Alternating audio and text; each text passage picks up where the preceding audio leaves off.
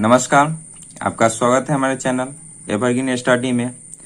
आज हम लोग कार्बन तथा यौगिक के चैप्टर 4 में दूसरा क्लास होने जा रहा है। चलिए आज इसमें हम आगे बढ़ते हैं। इससे पिछले वाले वीडियो में हम लोग क्या होता है कार्बन की कुछ बेसिक बातों के बारे में जानकारी लिया था। आज हम लोग क्या होता है कार्बन के जीव शक्ति का सिद्धांत की बात करेंगे। तो देखिए, जीव शक्ति का सिद्धांत देते हुए ऐसा कहा गया कि कार्बनिक यौगिक सिर्फ सजीव में पाया जाता है। क्या होगा, ये कार्बन यौगिक क्या होता है सिर्फ सजीव में पाया जाता है। ये क्या होता है कि ये कौन बोले थे, एक क्या होता है वर्जिलियस नामक क्या होता है कि व्यक्ति थे, वैज्ञानिक थे, जो क्या होता है कि 1815 तक जीवन शक्ति का सिद्धांत दिए। अब चलिए इसको कुछ बारे में हम लोग लिख कर समझते हैं। अब हम लोग देखते हैं क्या था जीवन शक्ति का सिद्धांत। प्रारंभ में ऐसी मान्यता थी, क्या मान्यता थी कि जो कार्बन जो है सो सिर्फ हम लोग क्या होता है लिविंग थिंग्स, जितने भी सजीव स्रोत है उसी से प्राप्त कर सकते हैं। क्या होता है जितने भी सजीव स्रोत है उसी से हम प्राप्त कर सकते हैं। अतः इसको क्या होता है कि हम लोग प्रयोगशाला में तैयार नहीं कर सकते। ये जीवन शक्ति का सिद्धांत देते हुए क्या होता है वर्जिलियस ने जीवन शक्ति का सिद्धांत देते हुए 1815 में कहा। इसके अनुसार हम लोग क्या कर सकते हैं, इसको तैयार करना, मतलब कि कार्बन को हम लोग क्या होता है कि तैयार करना असंभव है। कहां पर, प्रयोगशाला में।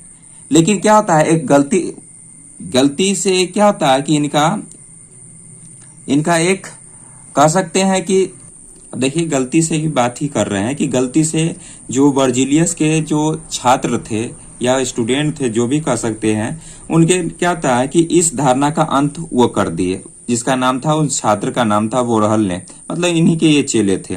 कहने का मतलब ये कह सकते हैं कि इस धारणा का अंत वो कर दिए। कैसे किए, देखिए बोरहल ने प्रयोगशाला में एक बार क्या होता है गलती से ही ऐसा हो गया, यूरिया का संश्लेषण अमोनिया साइनाइड को क्या कहता है वो गलती से गर्म कर दिए। जब गर्म किए तो उसका स्ट्रक्चर क्या हो गया, बदल गया। स्ट्रक्चर बदलने के बाद क्या होता है एक नया फॉर्मेशन आता है। उस क्या होता है कि उस रिएक्शन को हम लोग भी देखते हैं। चलिए देखिए इसको रासायनिक सूत्र, ये क्या होता है कि आपको संश्लेषित अमोनिया है, जब इसको क्या होता है गर्म कर दिया तो इसमें क्या होता है कि आपको कार्बन की मात्रा प्राप्त हो गई। तो ये क्या होता है कि यहाँ पर जीवन शक्ति का सिद्धांत का क्या होगा, अंत हुआ। और अंत किसके द्वारा रहा, बोरहल के द्वारा। बोरहल क्या था, तो बोरहल उन्हीं का क्या होता है कि छात्र रहे, वो इनके द्वारा ये बात को अंत किए। मतलब उनके अनुसार, जो वर्जिलियस के अनुसार ऐसा कभी पॉसिबल नहीं था। इम्पॉसिबल चीज को क्या करिए, ये पॉसिबल करके दिखाया बोरहल ने। हम लोग आगे बढ़ते हैं और उसके बाद नेक्स्ट टॉपिक देखते हैं। नेक्स्ट टॉपिक है रासायनिक बंधन, इसी को सहसंयोजन व इलेक्ट्रॉनिक साझा। अब कैसे होता है इसका साझा, अब इसका पहले डेफिनेशन लिखते हैं तब समझते हैं। इसको डेफिनेशन हम लोग इस प्रकार दे सकते हैं, जब दो परमाणु अपने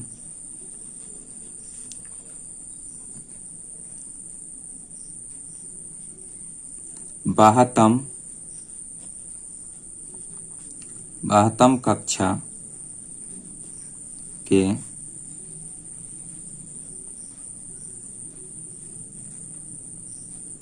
इलेक्ट्रॉनों का आपस में क्या करेंगे, साझा करेंगे। साझा करके संयोग करते हैं, तब अब देखिए इसका डेफिनेशन हम लोग लिखते हुए क्या आता है कि पूरा करिए। जब दो परमाणु अपनी बाह्यतम कक्षा में इलेक्ट्रॉन का आपस में साझा करते हैं, क्या करते हैं कि जो भी बाहरी कक्षा रहते हैं, आउटर मोस्ट ऑर्बिट रहते हैं, उसमें जो इलेक्ट्रॉन रहते हैं वो इलेक्ट्रॉन को अपनी ऑक्टेट पूरा करने के लिए, अपना अष्टक पूरा करने के लिए क्या करते हैं, साझा करके संयोग करते हैं। तब उनके बीच बना बंध को क्या कहते हैं, सहसंयोजन बंध कहते हैं, कोवैलेंट बॉन्ड कहते हैं। ऐसा क्यों करते हैं, तो ये ऐसा अपना ऑक्टेट कंप्लीट करने के लिए करते हैं। इसको अब लिए हम लोग तुरंत क्या होता है कि एग्जांपल लेकर उसको पूरा हम लोग क्या कर रहे हैं, इसको आपको डाउट पूरा क्लियर किया जाएगा। अब देखिए इसी में एक बात है, तथा इस प्रकार के निर्मित जो यौगिक होते हैं उसे सहसंयोजिक यौगिक कहते हैं। क्या कहते हैं, सहसंयोजिक यौगिक कहते हैं। अब चलिए कुछ एग्जाम्पल पर हम लोग लेते हैं। सबसे पहले उदाहरण क्या होता है, हाइड्रोजन के अणु से हम लोग बनाते हैं। तो हाइड्रोजन के अणु। तो देखिए हाइड्रोजन अणु इस प्रकार से हम लोग बनाते हैं। H2 की बात करते हैं तो H2 की लेते हैं। तो देखिए इसमें क्या होता है कि हाइड्रोजन, ये 2 हाइड्रोजन हो गया। इसकी बाह्यतम कक्षा में इलेक्ट्रॉन कितनी रहती है तो 1 रहती है, 1 रहती है। अब देखिए इसको क्या करती है कि पहला कक्ष बनाने के लिए, पहला ऑक्टेट कंप्लीट करने के लिए, पहला ऑक्टेट में कम से कम कितने इलेक्ट्रॉन होना चाहिए, कम से कम 2 इलेक्ट्रॉन होना चाहिए। तो इसके पास तो खुद सिर्फ 1 है, तो ये क्या करेगा, 1 इलेक्ट्रॉन क्या होता है कि साझा कर लेगा। क्या कर लेगा, साझा कर लेगा इस प्रकार से। ये अपना, अब देखिए ये अपना, अब क्या करेगा, ये अपना ऑक्टेट कंप्लीट किया। उसी प्रकार ये इस तरह से क्या करेगा, ये भी अपना ऑक्टेट कंप्लीट करेगा। और इस दोनों के बंध में जो बंध बना है, सहसंयोजन बंध बना है, सहसंयोजन बंध। और इस प्रकार से इसका क्या होगा, इस दोनों में क्या करेगा बंध, एकल बंध से ये जुड़ जाएंगे और ये अपना ऑक्टेट कंप्लीट करके साझेदारी ये कोवैलेंट बॉन्ड के द्वारा ये कंप्लीट करते हैं। इसी तरह और एग्जांपल देखते हैं Cl2 पर, क्लोरीन पर देख लेते हैं। अब देखिए इसी प्रकार, अब इसको क्या होता है कि आप सबसे पहले इसका क्या निकालना आना चाहिए, आपको संयोजकता पता होने चाहिए। संयोजकता मतलब लास्ट सेल में कितनी इलेक्ट्रॉन की आवश्यकता होती है, उसे की संयोजकता कहते हैं। हम लोग इस संयोजकता की जो वीडियो है इसे आपको हमारी प्ले लिस्ट में मिल जाएगी। इसको देखते हैं, आपको अच्छे से समझ आ जाएगा। तो देखिए क्लोरीन की बात करते हैं। इसमें क्लोरीन की संख्या कितनी है तो 2 है। अब देखिए क्लोरीन के सबसे आउटर मोस्ट ऑर्बिटल में सबसे अंतिम में कितनी बच जाती है तो 7 बच जाती है। इस तरह से हम इसको डोनेट कर रहे हैं। अब देखिए इस 7 हम कंप्लीट किए। अब देखिए कि इसको ऑक्टेट कंप्लीट करने के लिए कितना 8 की आवश्यकता है, तो ये ले लिया। अब इसकी 8 कंप्लीट हो गई, ये इसकी भी 8 कंप्लीट होगी। इस दोनों के बीच में कैसा बॉन्ड बना है, सहसंयोजक। ये कोवैलेंट बॉन्ड द्वारा क्या होता है, इसकी ऑक्टेट कंप्लीट कर हो गई। आपको अच्छे से समझ में आ रहा होगा। चलिए और कुछ, इसमें एकल सहसंयोजन बना। ये सहसंयोजन कितने प्रकार के होता है तो 3 प्रकार। इससे पिछली कहता है कि चैप्टर में हम लोग सहसंयोजन के प्रकार भी पढ़े रहे हैं, उसमें 3 प्रकार आपको बता दिया गया है, एकल बंध, द्विबंध और त्रिबंध के बारे में। तो चलिए अब एकल की तो बात कर लिए, अब दूसरा कुछ बंध ले के बात करते हैं। O2 की बात करते हैं, O2 की बात करते हैं। अब देखते हैं, चलिए ऑक्सीजन की बात करती है। ऑक्सीजन कितनी है, 2 है। अब देखिए ऑक्सीजन के लास्ट ऑर्बिट में कितने इलेक्ट्रॉन बच जाते हैं तो 6 बच जाते हैं, 6 बच जाते हैं। तो इसको इस तरह से हम लोग फिल कर सकते हैं। इसको इस तरह से हम सजा रहे हैं, इस तरह से लिख रहे हैं। ये किसके नियम से है, ये लुईस डॉट सिंबल के कारण। अब देखिए इसको 8 कंप्लीट करना है, तो ये इसे साझेदारी किया और ये इसका 8 कंप्लीट हो गया। ये भी इसे साझेदारी करेगा और इसका भी कंप्लीट होगा। लेकिन यहाँ पर देखिए एकल बंध ना बन के यहाँ क्या आता है, द्विबंध बन गया है और ऑक्सीजन के बीच डबल बॉन्ड लग गया है, ये डबल बॉन्ड आ गया। इसी तरह से कोवैलेंट बॉन्ड आ जाएगा। डबल बॉन्ड के बाद क्या होता है, एकल बंध की बात कर लिए, द्विबंध की बात के लिए, त्रिबंध के भी बात कर ही लेते हैं। अब त्रिबंध के लिए क्या करते हैं कि हम लोग N2 ले लेते हैं, N2 की बात कर लेते हैं। अब N2 की बात करते हैं, नाइट्रोजन यहाँ 2 है। अब इसकी अंतिम सेल में कितनी बचती है तो 5 बचती है। कितनी बचती है तो 5। तो 5 को हम लोग कैसे फिल कर सकते हैं, चलिए इसको देखते हैं। इसमें 5 होते हैं। अब इसको 5 को कैसे हम लोग भर सकते हैं, तो इसको इस तरह से भर सकते हैं, 3 इधर 3 और इस तरफ से क्या कर सकते हैं, इधर 2 दे सकते हैं। इस तरह से हम इधर 2 दे देते हैं। अब देखिए इसको कंप्लीट करने के लिए क्या नहीं, इसको 5 अपना है और 3 इससे लेगा। इसका भी 5 अपना है, 3 इधर से लेगा और ये अपना आप क्या होता है कि कंप्लीट करेगा। इसलिए ये नाइट्रोजन के बीच में कैसा ट्रिपल सहसंयोजन बंध बना। अब चलिए हम लोग क्या था नेक्स्ट टॉपिक देखते हैं। चलिए नेक्स्ट टॉपिक की बात करते हैं, हमें कार्बनिक यौगिक के सूत्र की बात करते हैं। क्या था कि कार्बनिक यौगिक सूत्र 3 प्रकार से व्यक्त कर सकते हैं हम लोग। क्या था, पहला को देखते हैं, इलेक्ट्रॉन। क्या था, लुईस इलेक्ट्रॉन बिंदु संरचना। ये लुईस के द्वारा क्या था, बिंदु को हम लोग संरचना करते हैं। उसके बाद क्या था, संरचना सूत्र और त्रिविमीय सूत्र। चलिए इसको आसानी से हम लोग समझते हैं। सबसे पहले क्या होता है कि पहला नंबर की बात करते हैं, लुईस इलेक्ट्रॉन बिंदु संरचना।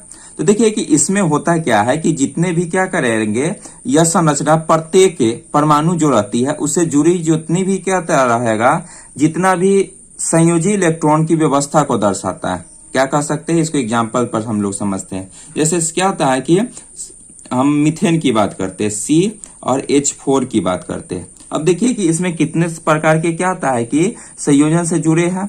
यह संरचना परमाणु से क्या करेगी, अब इसमें देखिए संयोजन इलेक्ट्रॉन को व्यवस्था से दर्शाया जाएगा। तो संयोजन इलेक्ट्रॉन की बात करते हैं, इसमें दो संयोजन है, एक कार्बन है, हाइड्रोजन है। तो इस कार्बन को इस तरह से हम लोग संयोज व्यवस्थित कर देते हैं। कार्बन, हाइड्रोजन कितने हैं, तो 4 है।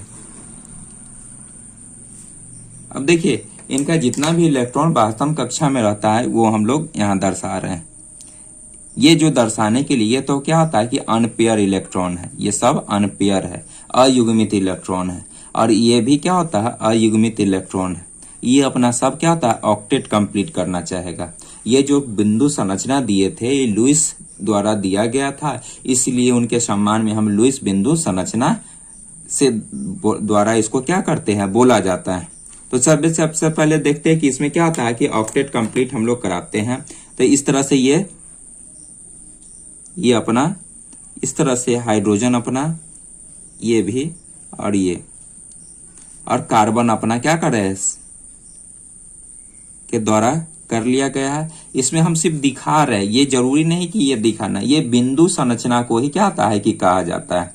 ये बिंदु संरचना कोई क्या है कि लुईस इलेक्ट्रॉनिक बिंदु संरचना, जो हम संरचना कर रहे हैं बिंदु के द्वारा कर रहे हैं। एक और एग्जांपल समझते हैं, उसके बाद नेक्स्ट टॉपिक पर हम लोग बात करेंगे। तो नेक्स्ट टॉपिक की क्या कर सकते हैं, ये क्या बोल सकते हैं, C2 और H6 की बात कर लेते हैं। तो इसमें कार्बन कितना, 2 कार्बन। अब कार्बन की बातम सेल में कितना, तो 4। अब देखिए और हाइड्रोजन कितना है, तो 6 है।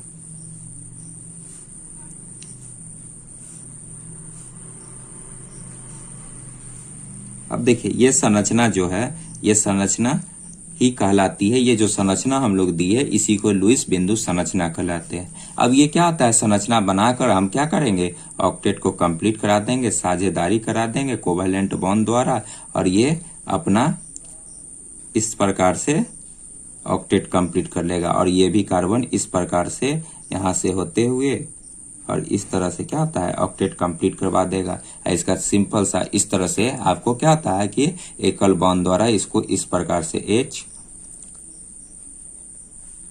ये दर्शाए, और यहाँ पर क्या होता है, C2 है और H6 है।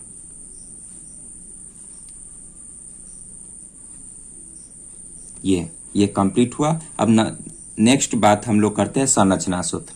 तो संरचना सूत्र, इसी को हम लोग क्या होता है, संरचना सूत्र कहते हैं। इस प्रकार से बनाने की प्रक्रिया को ही क्या होता है, संरचना कहा जाता है। संरचना क्या होता है उसको हम लोग और थोड़ा डिटेल से देखते हैं। तो सबसे पहले इसके डेफिनेशन की बात करते हैं। इसके डेफिनेशन को हम लोग इसको समझते हैं। अब देखिए संरचना सूत्र की बात करते हैं। तो इसका डेफिनेशन इस प्रकार से हम लोग देख सकते हैं, रासायनिक यौगिक के अणुओं की संरचना क्या होता है, चित्रात्मक निरूपण को ही क्या था, संरचना है। जो इसका चित्र का निरूपण करते हैं उसी को संरचना सूत्र कहते हैं। तो संरचना सूत्र हम लोग क्या था है कि इस इधर भी देखा है, ये भी देखा, ये सब संरचना सूत्र के एग्जाम्पल हो सकते हैं। इसमें और थोड़ा सा देख लेते हैं। इसको मेथेन एथेन हो गया, थोड़ा सा और डेवलप वाला हम लोग क्या था और बड़ा थोड़ा सा देखते हैं। तो चलिए इसमें C4H10 का देखते हैं।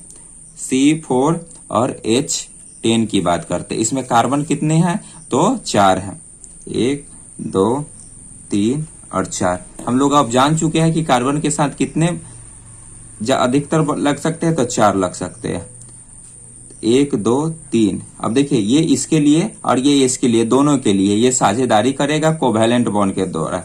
ये दोनों के बीच में एक बॉन्ड बन रहा है, कोवैलेंट बॉन्ड। ये अब देखिए ये तो कंप्लीट हो गया। अब हाइड्रोजन देते हैं, 1 2 3 4 5 6 7 8 9 10। ये हम लोग को बनकर तैयार हो गया संरचना सूत्र। यही स्ट्रक्चर बन गया। अब स्ट्रक्चर और सारा भी हो सकता है, बहुत सारा इसका एग्जाम्पल है, आप बेहतर से समझ रहे हैं। चलिए अब आगे की और बात करते हैं। थोड़ा सा आगे की बात करते हुए और देखिए यहाँ पर हम लोग क्या था, त्रिविमीय सूत्र की बात किए थे। त्रिविमीय सूत्र क्या होता है? त्रिविमीय सूत्र और क्या होता है कि ये संरचना सूत्र लगभग लगभग समान है। लगभग समान के बोलने का अर्थ ये है कि समान बोलने का अर्थ आपको कि ये जो है सो त्रिविमीय सूत्र हम लोग क्या होता है 3D पिक्चर में को ही देख सकते हैं। आई होप कि आप समझ सकते हैं। जैसे मेथेन की ही बात करते हैं, मेथेन की बात करते हैं तो इस तरह से 3D अगर पिक्चर हम लोग इसका क्या आता है कि इमेजिंग करके इस तरह से करते हैं। अगर कार्बन ऐसा रहेगा, कार्बन ऐसा रहेगा तो इस प्रकार से क्या आता है हाइड्रोजन, इस तरह से इधर भी हाइड्रोजन और इस तरफ से भी हाइड्रोजन और ऊपर से हाइड्रोजन। ये क्या होता है 3D पिक्चर में आपको ये देखने को मिल जाएगा।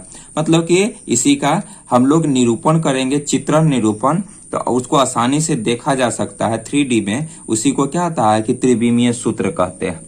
क्या कहते हैं? त्रिविमीय। ये हम लोग क्या होता है कि मेथेन के त्रिविमीय आकृति पे बात किए। और देखिए ये क्या होता है, एक बॉन्ड, इसमें ये बॉन्ड द्वारा क्या होता है कि दो गो अणु के बीच में ये बॉन्ड बनाता है। इस प्रकार के बॉन्ड को क्या होता है कि यहाँ कोवैलेंट बॉन्ड सहसंयोजन बंध द्वारा बनाया गया है। ये सीधा रेखा द्वारा खींचकर दर्शाया जाता है, जिसको एकल बंध या सिंगल बॉन्ड भी कहा जाता है। आज के लिए इतना ही। नमस्कार, फिर मिलेंगे हम लोग वीडियो नेक्स्ट।